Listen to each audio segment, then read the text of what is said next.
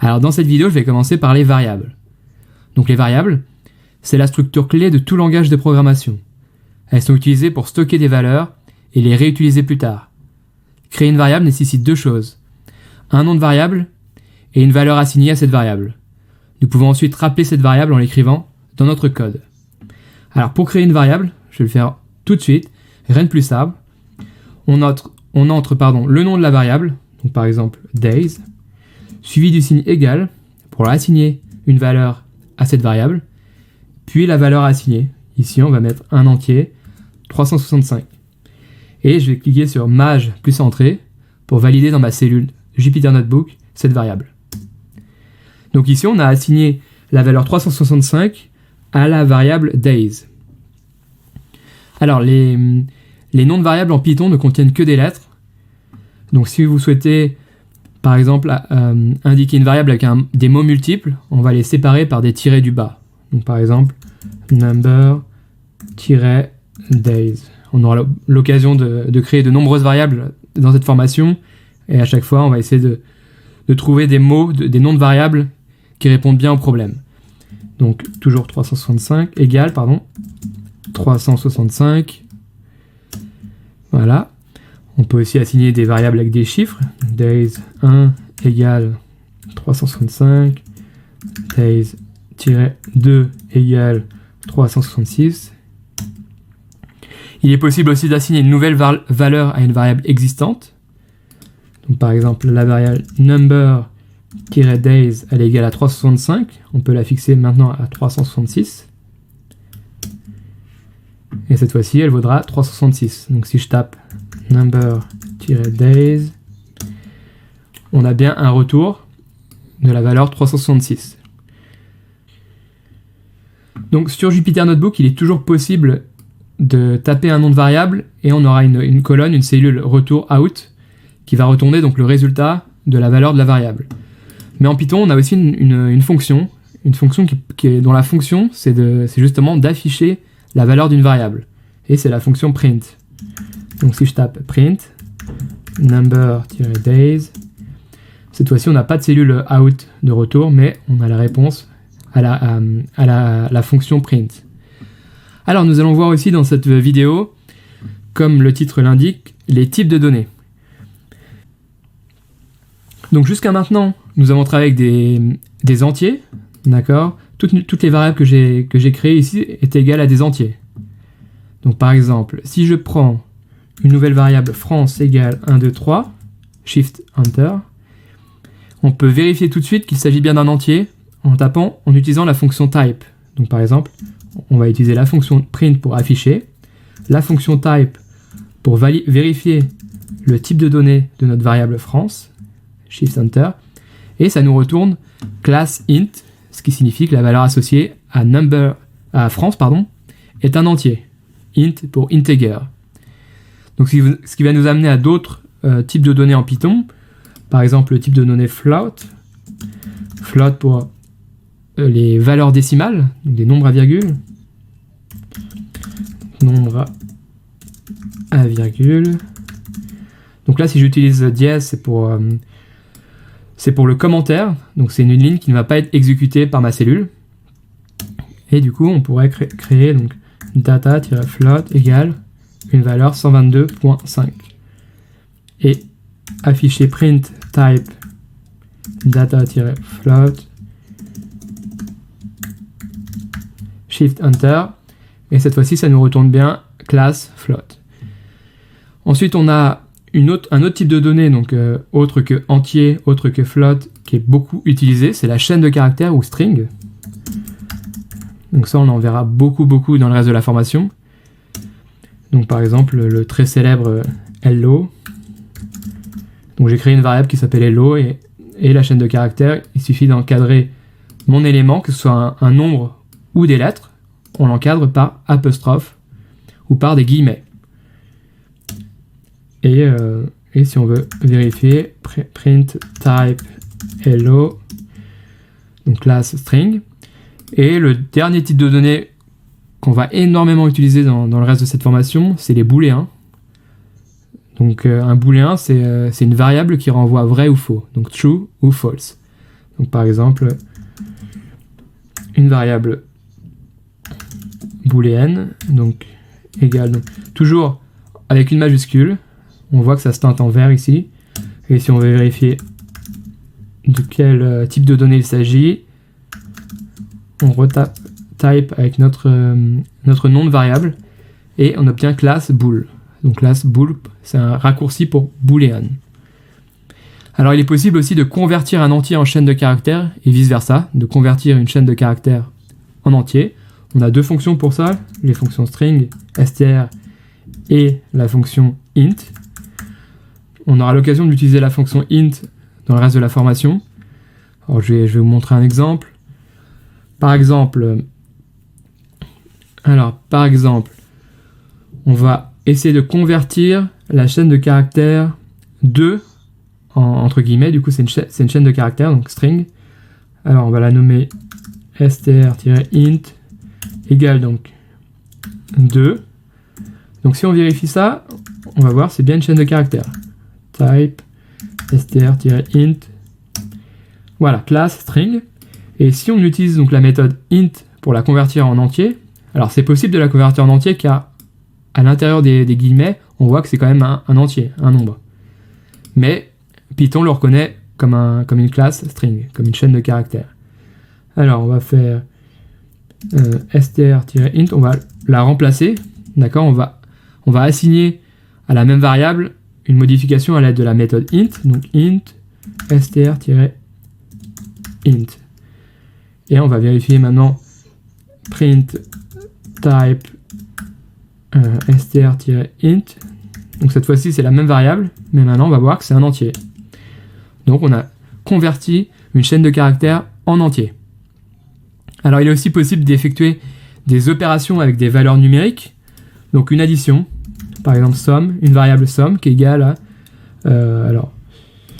95 plus 82 par exemple. Donc si on souhaite afficher donc print somme, ça retourne la somme de 95 et 82, donc 177. On pourrait aussi assigner deux variables, les mêmes nombres, 95 et France égale 82, et on pourrait faire la même somme, donc somme-France-Spain égale France plus Spain. Et là, si on veut afficher print cette variable somme-France-Spain, ça retourne la même chose. Qu'est-ce que ça veut dire? Ça veut dire qu'on peut, à partir de plusieurs variables, on peut créer on peut les combiner avec des opérations mathématiques. On pourrait même faire la puissance 2 par exemple.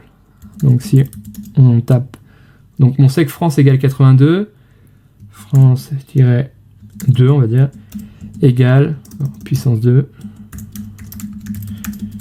égale France, donc pour la puissance on met 2 multiplié, et suivi du 2, de l'indice de la puissance. Alors on va quand même afficher le résultat, donc ça devrait faire 82 puissance 2, donc quelque chose de très très grand. Puissance 2, et voilà, ça nous fait 6724. Donc voilà, on vient de voir donc, ce qu'était donc une variable, les types de données. Donc on va utiliser dans le reste de la formation énormément de variables. Alors s'il y a bien une chose à retenir sur les variables, c'est qu'elles stockent des données sous différents formats. Donc on va voir les listes et dictionnaires dans le rappel. On verra dans le reste de la formation les tableaux NumPy, des matrices, des objets series, des objets data frames, plein de choses. Donc nous verrons ça dans le reste de la formation, donc tout au long de la formation. Et l'idée première d'une variable, ça permet de les réutiliser dans nos analyses et de s'en servir pour effectuer toutes sortes de calculs. Nous travaillons avec énormément de valeurs. Nous devons donc les ranger ensemble et les ordonner. Nous verrons dans la formation des outils très puissants pour stocker ces données, mais avant tout regardons les bases, et notamment les listes qui représentent une séquence de valeurs. La façon la plus simple, c'est de créer une liste vide et d'y ajouter des éléments. Donc comment créer une liste vide? On indique un nom de variable, égal, suivi des crochets vides. Donc ce qui veut dire que pour créer une liste, elle sera encerclée des crochets. Et ensuite, donc Shift Enter, et ensuite on va pouvoir ajouter des valeurs à cette liste à l'aide de la méthode append, donc qui s'applique à une liste, list.append. Donc ça va donner par exemple month.append janvier, month.append février. Voilà, Shift Enter. Et si on souhaite afficher month, ça nous donne bien une liste. Donc comme j'ai dit tout à l'heure, entourée des crochets.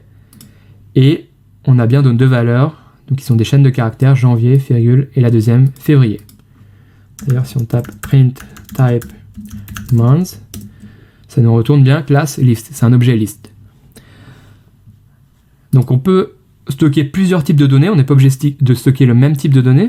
Donc, par exemple, si je souhaite month, alors je vais remplacer ma liste month par une liste vide et je vais ajouter donc le chiffre 1, ensuite month.append la valeur janvier, etc. month.append 2 et je vais m'arrêter là, append février. Donc on va afficher print month. Donc ce qui nous donne bien deux types de données différents au sein de notre liste. Ici on a un entier suivi d'une chaîne de caractères, entier, chaîne de caractères. Alors il est aussi possible de créer directement une liste avec des valeurs, plutôt que de créer une liste vide et d'afficher élément par élément. Par exemple, month égale la même liste, 1, virgule, janvier, virgule, 2, virgule, février,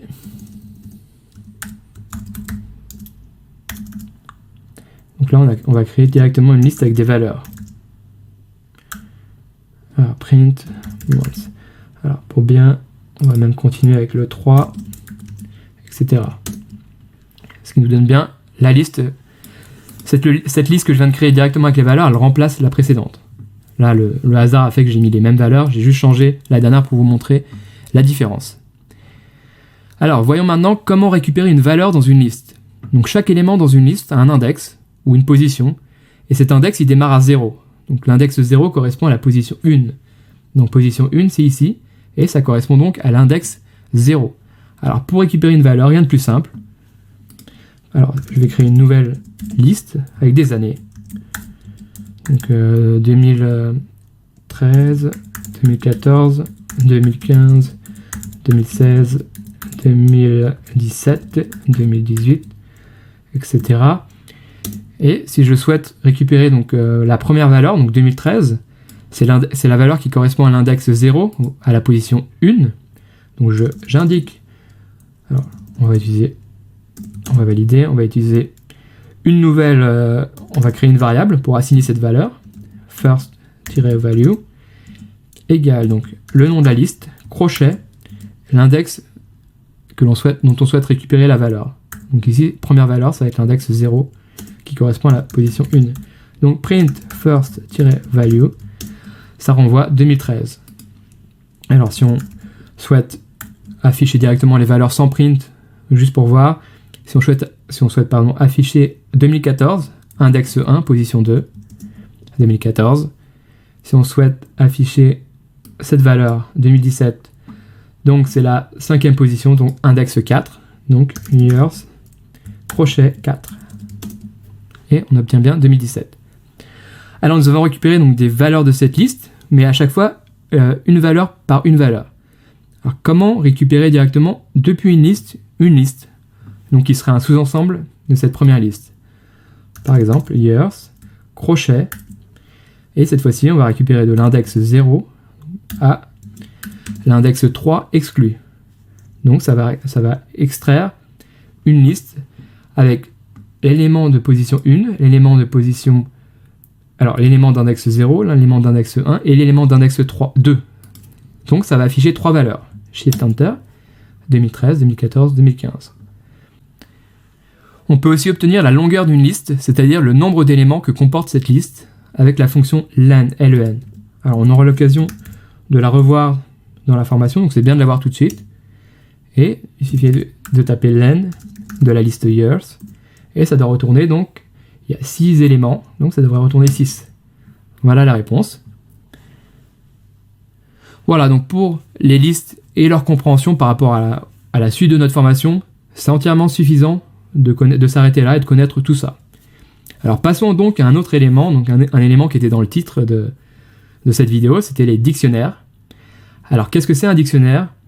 C'est comme une liste avec une valeur qui correspond à une clé, et la différence avec les listes, c'est qu'une liste a une valeur pour chaque index numérique, pour chaque clé. Donc dans le cas d'un dictionnaire, l'index sera une chaîne de caractères, et non un numéro, un nom, un entier. Alors pour créer un dictionnaire, rien de plus simple, il suffit d'utiliser les accolades. Donc accolade vide pour créer un dictionnaire vide. Shift Enter. Alors il est possible de créer un dictionnaire pré-rempli. Donc par exemple, on va créer un dictionnaire avec des animaux. Donc poule. Donc ça c'est la clé, 2 points. Et on va pouvoir, juste après le 2 points, écrire la valeur. Donc on va dire qu'il y a 120 poules. Une deuxième clé, chèvre. 2 points, 46, virgule. Ensuite, chevaux, 2 points, 23, virgule. Vache, 2 points, 55. Voilà, Shift Enter. Si on veut afficher Print Animals, on affiche notre dictionnaire. À quoi ça correspond? Donc, accolade, donc c'est bien un dictionnaire. Et poule, 2 points, 120, chèvre, 2 points, 46. Donc, dans cet exemple, on pourrait dire il y a 120 poules, ou encore la clé poule est associée à la valeur 120. Donc chaque clé est séparée de sa valeur par les 2 points, comme vous avez pu le remarquer, et les paires clés-valeurs sont séparées par des virgules. Alors on peut ajouter autant d'éléments que l'on souhaite. Donc comme pour une liste, on peut modifier un dictionnaire. Donc par exemple, on va aller chercher la clé, on va aller modifier la clé poule. Donc regardez, j'appelle mon dictionnaire, je rajoute le crochet, et je vais appeler avec les guillemets une clé de mon dictionnaire, et je vais modifier la valeur 110. Et si je souhaite afficher de nouveau mon dictionnaire, on a bien poule qui est maintenant égal à 110, et avant il était égal à 120. Alors autre remarque, on voit que chaque élément, chaque valeur a plus ou moins changé de position. Contrairement à une liste, un dictionnaire n'a pas de position effective pour les valeurs et les clés. On peut aussi donc ajouter une nouvelle valeur. Donc par exemple, on appelle notre dictionnaire, on va créer une clé qui n'existe pas, donc lion par exemple, égale, et on fixe la valeur à 2. Shift Enter, Print Animals. Et cette fois-ci, on voit qu'on a rajouté donc une clé et associée à une valeur. Et si l'on souhaite donc extraire ou afficher la valeur d'une clé, c'est exactement pareil que la méthode pour une liste, où, souvenez-vous, l'index était un entier. On tape le nom du dictionnaire, crochet, et là, cette fois-ci, il va falloir aller appeler directement une clé. Donc par exemple, si on tape Animals Pool, Shift Enter, ça retourne donc la valeur associée à cette clé pool. Voilà, donc c'est entièrement suffisant de voir ça pour tout ce qui est dictionnaire et liste. Dans la prochaine vidéo, on va faire un rappel sur quelque chose de très important en programmation et en data science, c'est la condition if.